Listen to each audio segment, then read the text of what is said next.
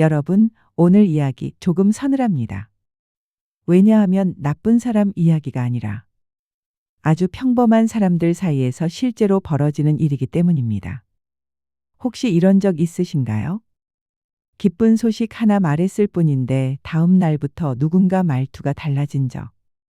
웃고 있는데도 눈빛이 미묘하게 차가워진 적. 내가 잘된 게 죄는 아닌데 왜 내가 괜히 조심하게 되는지 그런 경험요. 그런데 더 무서운 질문 하나 드릴게요. 큰 성공이 아니라 작은 성공이 더 위험하다는 말 믿기시나요? 왜냐하면 작은 성공은 바로 옆 사람과 비교가 되거든요. 그 비교가 시작되는 순간 관계의 공기가 조용히 흔들립니다. 그럼 여기서 핵심 질문입니다. 기쁜 일이 생겼을 때 우리는 정말 입을 닫고 살아야 할까요? 아니면 관계가 무너지지 않게 말하는 방식을 바꿔야 할까요? 오늘 영상 끝까지 보시면 여러분의 작은 성취를 지키면서도 관계를 살리는 방법 딱 5가지로 정리해 드리겠습니다. 지금부터가 진짜입니다. 그리고 이런 이야기 좋아하신다면 좋아요 한 번만 눌러주세요. 구독하시면 다음 영상에서도 사람 마음이 왜 그렇게 움직이는지 품격 있게 현실적으로 풀어드리겠습니다. 그럼 바로 시작합니다.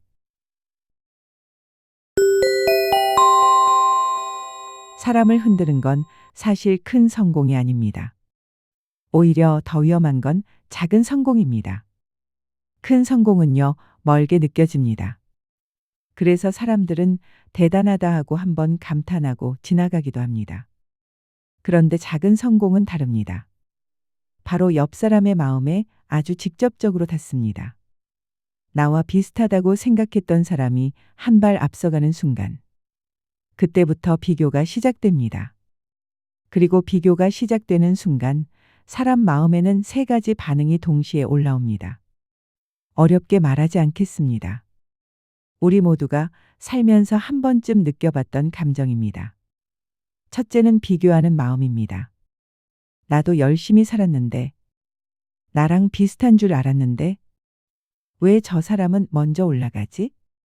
이 질문이 마음속에서 조용히 생깁니다. 둘째는 속이 허해지는 마음입니다. 시니어분들은 이렇게 표현하시죠.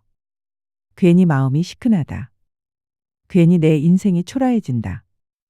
상대가 잘된 게 싫어서가 아니라 그 순간 내 삶이 작아 보이는 느낌이 들어서 그렇습니다. 셋째는 잡아두고 싶은 마음입니다. 사람은 관계의 균형이 흔들리는 걸 본능적으로 싫어합니다. 저 사람이 달라지면 나도 예전처럼 편하게 대하기 어렵고 괜히 내가 아래로 내려가는 느낌이 들거든요. 그래서 은근히 아주 은근히 상대를 다시 원래 자리로 돌려놓고 싶어 합니다. 칭찬하면서도 한마디를 덧붙이죠. 괜히 들뜨지 마. 그거 오래 못 간다. 조심해라. 말은 걱정처럼 들리는데 마음은 서늘해집니다. 이 3가지가 섞이면 어떻게 되느냐? 겉으로는 웃습니다. 그런데 속은 차가워집니다. 그리고 그 차가움은 언젠가 말로 나오고, 눈빛으로 나오고, 때로는 행동으로도 나옵니다. 관계가 한번 꼬이기 시작하면 이유는 선명하지 않은데도 분위기만 달라지는 순간이 생깁니다. 많은 분들이 바로 여기서 관계가 틀어집니다. 그래서 오늘 영상에서 꼭 기억하셔야 할 문장 3개 지금 드리겠습니다. 성공이 문제인 게 아닙니다. 꺼내는 방식이 문제입니다. 말을 줄이는 게 아니라 관계를 살리는 방식으로 바꾸는 겁니다. 기쁨은 나눌수록 좋지만 누구에게나 나누면 관계가 흔들립니다. 그럼 이제 질문 하나만 드릴게요. 여러분은 기쁜 일이 생겼을 때 제일 먼저 누구에게 말하고 싶으십니까? 그리고 그 사람이 정말 내 편 맞을까요? 지금부터 사례로 들어가겠습니다. 여기서부터가 진짜입니다. 경기도 외곽 한 도시 오래된 아파트 단지 앞 작은 상가에서 20년 넘게 미용실을 지켜온 63 정미숙 씨 이야기입니다. 미숙 씨 미용실은 화려하지 않았어요. 유리문에 붙은 파마, 염색, 커트 글씨도 발에 있었고 의자도 최신형이 아니었습니다. 하지만 동네 어르신들은 딱 그 미용실을 찾았습니다. 미숙이는 손이 참 편해? 저기 가면 말도 안 시키고 머리만 조용히 해줘서 좋아. 미숙 씨는 그게 자랑이었어요. 사람들 머리도 다듬지만 마음도 함께 다듬어주는 일이니까요. 그런데 요즘처럼 장사 안 되는 시대에 미숙 씨는 늘 마음이 조급했습니다. 월세는 그대로고 전기료는 오르고 약값도 오르고 대출 이자는 매달 달력을 찍듯 꼬박꼬박 찾아왔거든요. 아들은 결혼해서 나갔고 남편은 몇 해 전 갑자기 쓰러져 세상을 떠났습니다. 남편이 남긴 건 큰 재산이 아니었습니다. 미숙 씨가 버티는 이유는 단 하나였어요. 내가 무너지면 이 집도 끝이다. 그런 미숙 씨에게 어느 날 아주 작은 변화가 생깁니다. 단지 주민 카페에 누가 글을 올렸어요. 상가 1층 미용실, 커트 진짜 꼼꼼해요. 어르신 파마도 자연스럽고요. 그 글 하나가 씨앗이 됐습니다. 그 다음 주엔 엄마 머리 해드리러 갔는데 사장님이 너무 친절하세요. 이런 후기가 또 올라왔고 그 다음엔 젊은 며느리들이 시댁 올 때 어머니 모시고 가기 시작했습니다. 미숙 씨는 처음엔 어색했어요. 젊은 손님은 손이 빨라야 한다는 생각도 있었고 괜히 실수하면 동네 소문이 더 크게 번질까 겁도 났죠. 그런데 이상하게 젊은 손님들이 오히려 미숙 씨를 편하게 만들었습니다. 사장님, 저 이런 자연스러운 파마 처음이에요. 엄마가 너무 좋아하세요. 다음 달에도 예약할게요. 미숙 씨 마음이 그날부터 조금씩 풀리기 시작했습니다.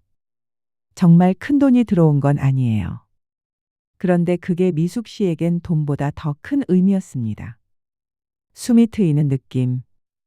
밤에 누웠을 때 가슴이 덜 답답한 느낌. 그래서 어느 날 미숙 씨는 단지 친구들을 불렀습니다.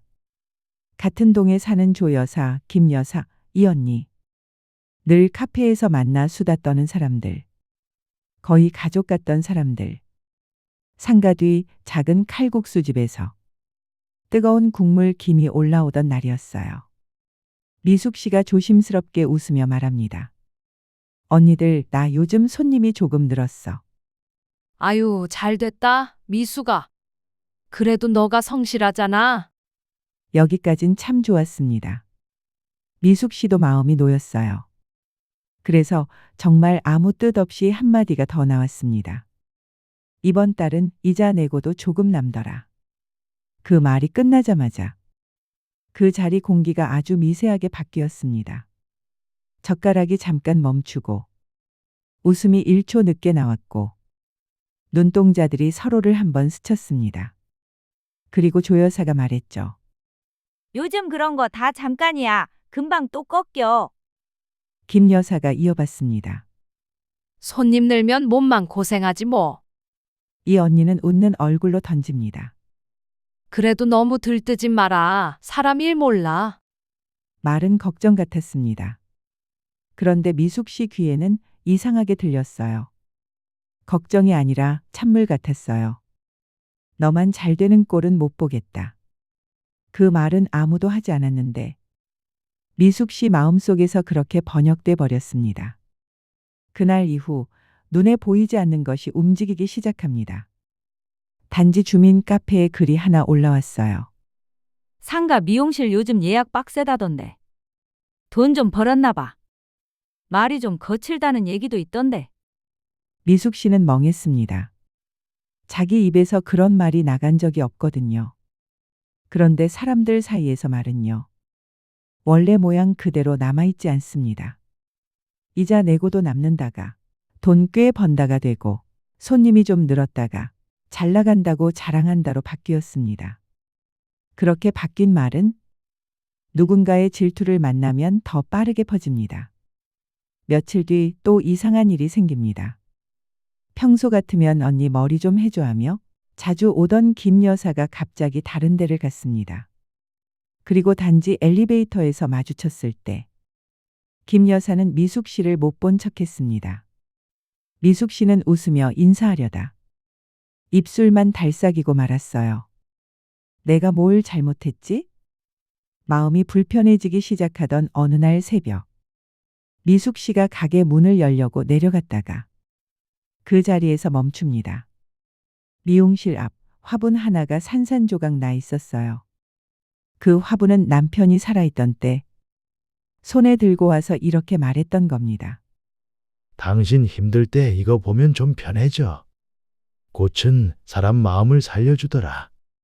미숙 씨는 깨진 흙을 손으로 만지다가 그 자리에서 주저앉습니다. 사람들이 출근하며 지나가도 일어날 힘이 없었어요.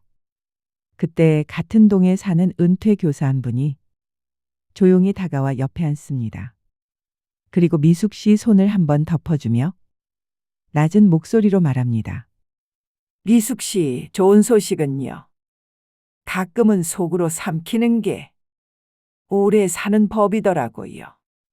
따뜻한 말인데 왜 그렇게 씁쓸했을까요? 미숙 씨는 그날 집에 돌아와 혼자 밥을 먹다가 문득 깨달았습니다. 사람들이 싫어한 건 내가 돈을 벌었다는 사실이 아니라 내가 살아나는 느낌을 가졌다는 것.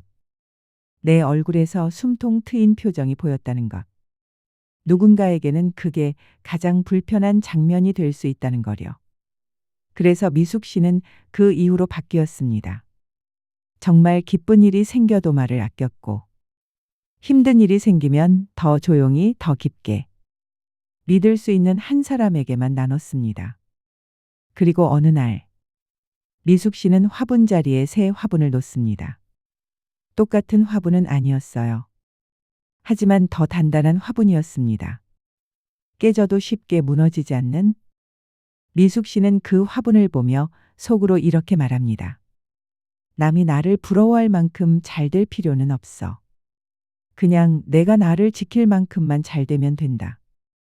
여러분, 왜 이런 일이 생겼을까요?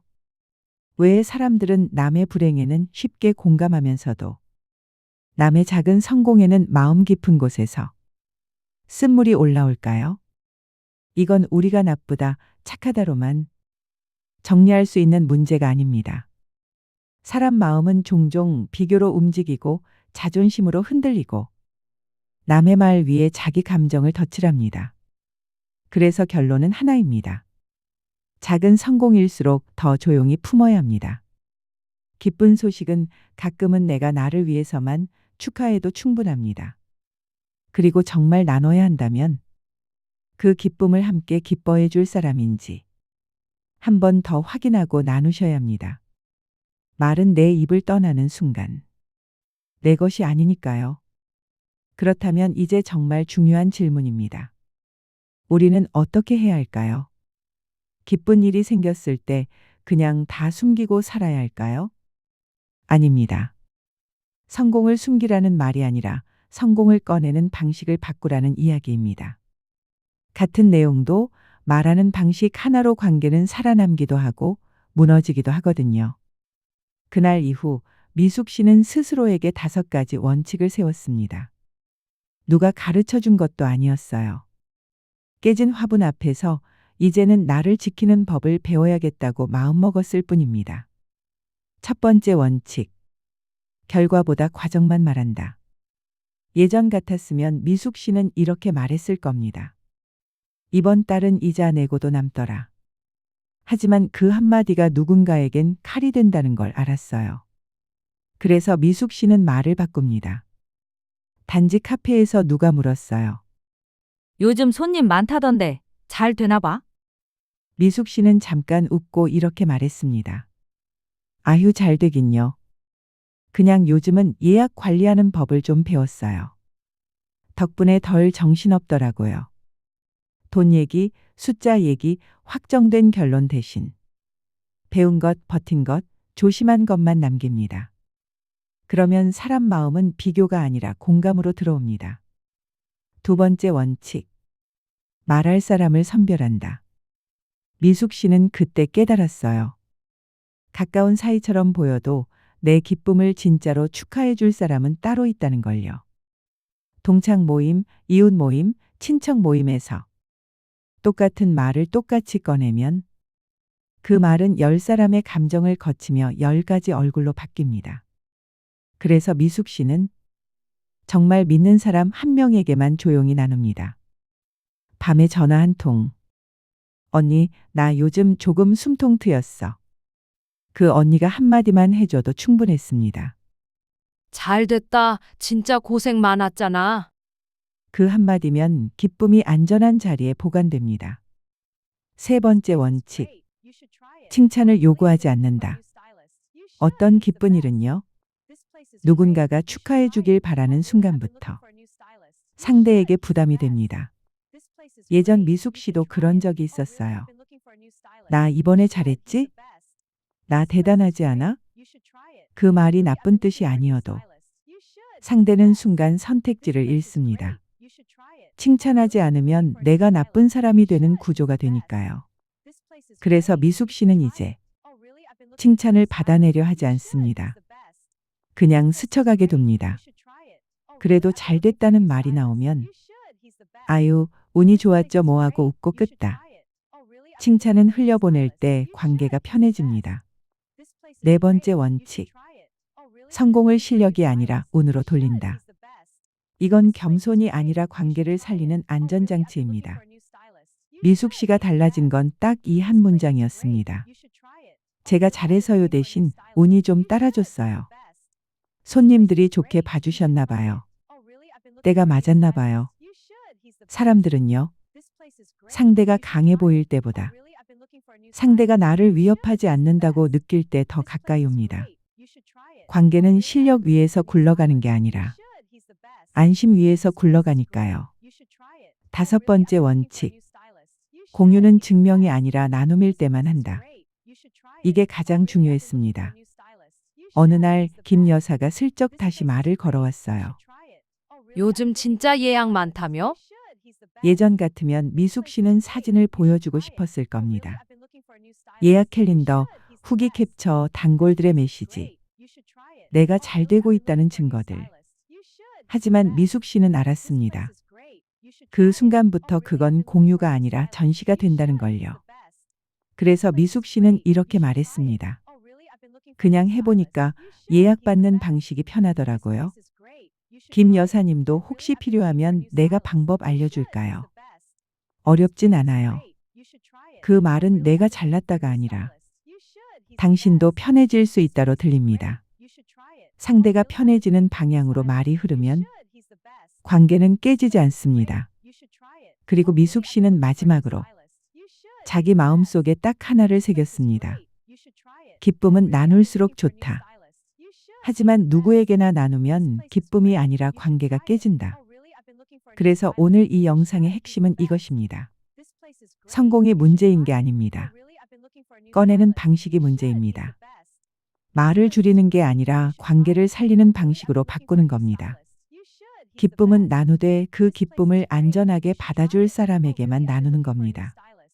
여러분도 오늘부터 한 번만 해보세요. 기쁜 일이 생겼을 때 숫자부터 말하지 말고 내가 어떻게 버텼는지를 먼저 말해보는 것. 이 한 가지는 오늘부터 바로 써먹을 수 있습니다. 자, 이제 사례 하나 더 가겠습니다. 이번엔 가족, 친척, 지인 관계입니다. 오히려 이쪽이 더 아프고 더 현실적입니다. 왜냐하면 가족은 남보다 가깝지만 남보다 더 비교가 쉬운 사이니까요. 명절이 끝난 어느 저녁이었습니다. 식탁 위에는 전이 조금 남아 있었고 잡채는 한쪽이 눌어붙어 있었고 TV에서는 뉴스 앵커 목소리가 잔잔하게 흘렀습니다. 사람들은 배가 부르면 마음도 느슨해지죠. 그때 작은 말 하나가 무심하게 튀어나옵니다. 큰아버지가 차를 한 모금 마시고는 아주 조심스러운 목소리로 말합니다. 우리 집 큰애가 이번에 자리 옮겼다더라. 순간 식탁 위 시선이 한 번 모입니다. 누군가가 묻습니다. 좋은 데로 갔어? 뭐 그냥 운이 좀 따랐지. 여기까진 괜찮았습니다. 누구나 그 정도는 웃으며 넘어갈 수 있는 대화였으니까요. 그런데 그 옆에 앉아있던 사촌 형이 젓가락을 탁 내려놓으며 웃는 얼굴로 툭 던집니다. 요즘은 다들 잘 나가네. 우리 집만 빼고. 말은 농담 같았습니다. 다들 한번 웃었고 분위기는 다시 이어지는 듯했죠. 하지만 그 웃음은요, 누군가의 마음에 작은 가시 하나를 남깁니다. 그 가시는 그 자리에서 피를 보지 않습니다. 가시는 꼭 조용한 곳에서 아픕니다. 식사가 끝나고 여자들은 주방으로 들어가 설거지를 시작합니다. 물소리가 나고 그릇이 부딪히는 소리가 나며 부엌에 따뜻한 김이 올라옵니다. 그리고 그때부터 말이 달라집니다. 큰어머니가 한숨처럼 말하죠. 근데 요즘 그 집 좀 달라졌지 않냐? 옆에서 이모가 맞장구를 칩니다. 맞아, 말투가 좀 예전 같지 않더라. 그러자 누군가가 아주 가볍게 웃으며 덧붙입니다. 돈 벌면 사람 변한다더니. 여러분, 무서운 건 이겁니다. 그 누구도 아기를 대놓고 드러내지 않는다는 것. 다들 웃으면서 합니다. 다들 그냥 농담이야라고 합니다. 그런데 관계는요, 바로 그 농담에서 조금씩 금이 갑니다. 특히 은퇴 이후의 가족 관계에서는 더 예민해집니다. 직장에선 성취가 역할이었는데 은퇴 후엔 성취가 사람의 값처럼 보일 때가 있거든요. 그래서 작은 소식 하나가 가족 사이에서도 비교의 불씨가 됩니다. 누구는 아이가 승진했고, 누구는 집을 정리했고, 누구는 연금이 넉넉하고, 누구는 아직 대출이 남아있고, 그 비교가 시작되는 순간 사람 마음은 축하보다 먼저 이렇게 반응합니다. 나는 뭐지? 우리 집은 뭐지? 그리고 그 허전함을 견디기 어려우면 사람은 마음속 균형을 맞추려 합니다. 방법은 두 가지입니다. 내가 더 단단해지거나 상대를 조금 깎아내리거나 슬픈 건 두 번째가 훨씬 쉽다는 겁니다. 그렇다면 우리는 어디에 기쁨을 놓아야 할까요? 사람은 이성적으로 축하하기 전에 감정으로 먼저 반응합니다. 기쁜 소식을 들으면 마음은 자동으로 비교를 시작해요. 그 비교가 끝나야 축하가 나옵니다. 그러니 우리는 왜 축하 안 해줘? 라고 따질 일이 아니라 애초에 비교가 덜 일어나도록 말을 다듬어야 합니다. 말에는 거리가 필요합니다. 가까운 관계일수록 말을 마음대로 꺼내면 그 말이 더 크게 상처가 됩니다. 가까운 사람에게는 더 솔직해도 될 것 같죠. 그런데 가까운 사이일수록 내 말은 더 무겁게 떨어집니다. 그래서 결론은 하나입니다. 우리는 입을 닫는 사람이 되는 게 아닙니다. 말을 다루는 사람이 되는 겁니다. 여기서 현실적인 원칙 하나를 넣겠습니다. 가족 앞에서 기쁜 일이 생겼을 때는 결과를 먼저 말하지 말고 마음을 먼저 말하는 겁니다. 예를 들어, 승진했어가 아니라 요즘 정말 버텼더라, 그게 고맙더라. 돈 좀 벌었어가 아니라 그동안 불안했는데 조금 숨통이 트였어. 그러면 상대는 비교 대신 사람의 마음으로 들어옵니다. 그리고 이제 마지막으로 감동 장면 하나 놓겠습니다. 영자 씨는 그 이후로 잘 되는 이야기를 먼저 꺼내지 않았습니다. 대신 누가 물으면 이렇게 말했죠. 아휴, 그냥 하루하루 버텨요. 운이 좀 따라줬나 봐요. 요즘은 고마운 게 많아요. 신기하게도 그 말이 나오자 사람들의 눈빛이 조금씩 풀렸습니다. 잘난 척이 아니라 사람의 결로 들렸기 때문입니다. 어느 비 오는 저녁, 영자 씨는 일을 마치고 버스를 탔습니다. 젖은 유리창에 불빛이 번지고 차창 바가로등이 흐릿하게 흔들렸습니다. 그걸 바라보다가 영자 씨가 아주 조용히 혼잣말을 했습니다. 괜찮아.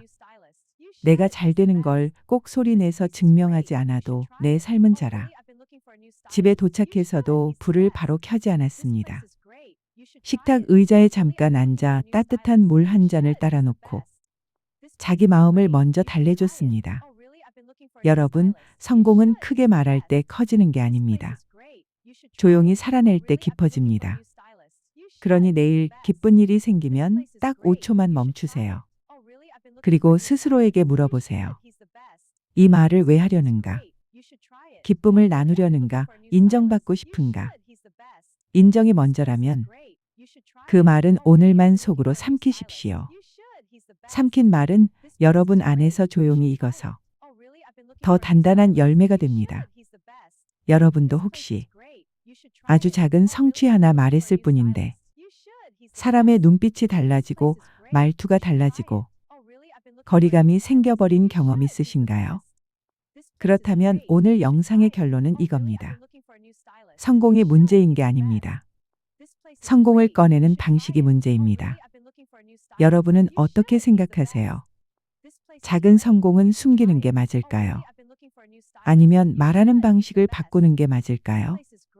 댓글로 여러분의 경험을 들려주세요. 어떤 말 한마디가 관계를 틀어지게 했는지, 또 어떤 말이 관계를 살려줬는지, 여러분 이야기 하나하나가 누군가에겐 정말 큰 힌트가 됩니다. 구독과 좋아요는 영상 제작에 큰 힘이 됩니다. 감사합니다.